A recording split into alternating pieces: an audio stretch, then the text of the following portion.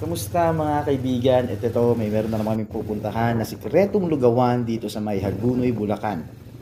At tara, samahan nyo kami.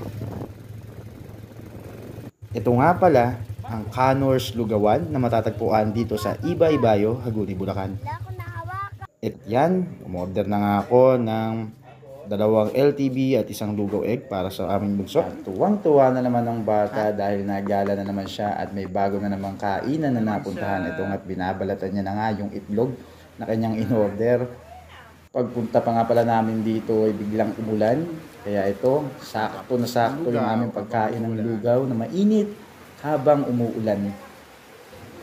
Ito nga pala yung in-order naming LTB. Mapapansin nyo, napakaraming laman.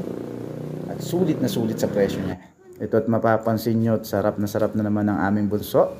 At halos maubos niya na kagad itong lugaw na kanyang kinakain.